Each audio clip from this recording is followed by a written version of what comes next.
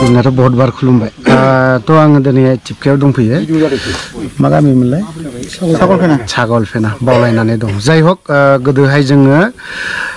एनडिपिआव थानाय समावहाय सासे दैदेनगिरि लिडारखौनो होननांगोन बेखौ जों लोगो मोनदों नैबे जायखौ बुङो दाफुं बियो बांलादेशआवहाय गोबां बोसोर जियाल जादों बिजों दान्दिसे एसे जों सावरायलायनो लोगो मोनलायबाय थाया दिनै सागलफेना टिपकायावहाय सफैदों आङो गोबां बोसोरनि उनावहाय 98आवनो थाफैदोंमोन आं बावहाय 99 ओमफ्राय 2000 सिमहालागै आङो दङमोन ओरै टिपकायाव खम थादों मंलाजरा एरिया ओमफ्राय ओरै बासबारि एरिया थ' जों दाफुंजों दान्दिसे सावरायनो बांलादेशआवनो जियालाव खय बोसोर थायामोन खुलुमबाय दिनै जोंहा अफ्रि दैमारि चेनेलखौ आं गोसो गोथारै बरायबाय आङो बांलादेशआव मथा मथि 6 बोसोर रानिं जेल जादों खय बोसोर 6 बोसोर रानिं औ आङो 2004 आव हमजादोंमोन बांलादेशआव बेनिफ्राय बांलादेश बिडिआरफ्रा माइमेनसिं सेन्ट्रेल जेलाव हरदों बेनिफ्राय आंल' नङा आंजों लोगोसे बहुत मानसि दं बेवहाय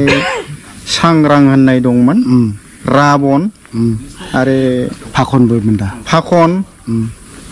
ओमफ्राय खरं बोराय ओमफ्राय आं दंमोन आरो दा जाय हक बिथां अफ्रि दैमारिखौबो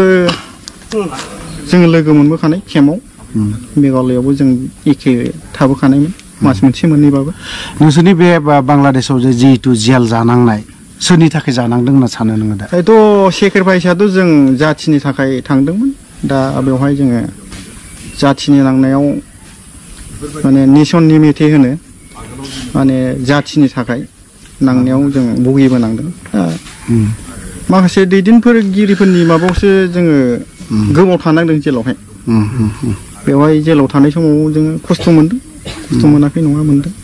ड्रेस पार्टि जों मोनाखै दा बै समाव जोंनो होदों बिथांमोना बै सान गोरलै होनो मा नाम उल्फानि सोरमोन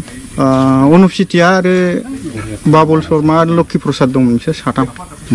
थारमाने बिसोरजों रायलायनोबा बे जेलारानो जोंनो खाबु होयोमोन आरो बे जोंहा सासे सिनियर माबा दंमोन सांग्रां होननाय बिथाङा रायलायो आरो होमबाबो सिङाव हाबोआ गेटनिफ्राय रायलाय मोनो बिसिना आलदा सेल जोंनासो आलदा सेल सेलाव 24 घन्टा थानांगौ जों बाहेरायावबो ओंखारनो मोनामोन बे आरो दा नोंसोर इन्डियाआवहाय बा बांलादेशनिफ्राय इन्डियाआव मा सनावहाय बाहायथ' जोंनो फार्स्ट टाइम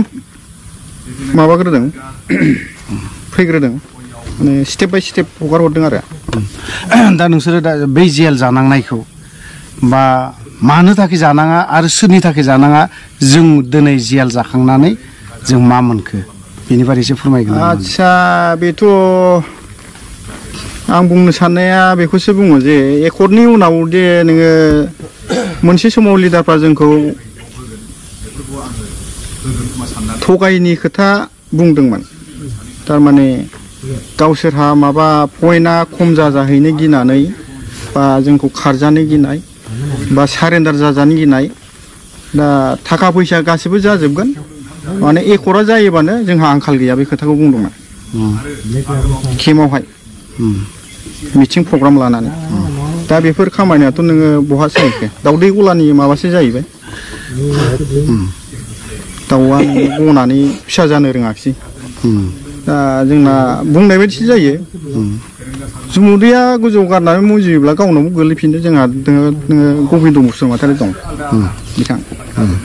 दा बिथाङा साफ्रोमबो भेक्सन लायालासे गासिबो खामानिखौ मावनानै होनांगौमोन दा आंनिया खावलायनाया बेनो दा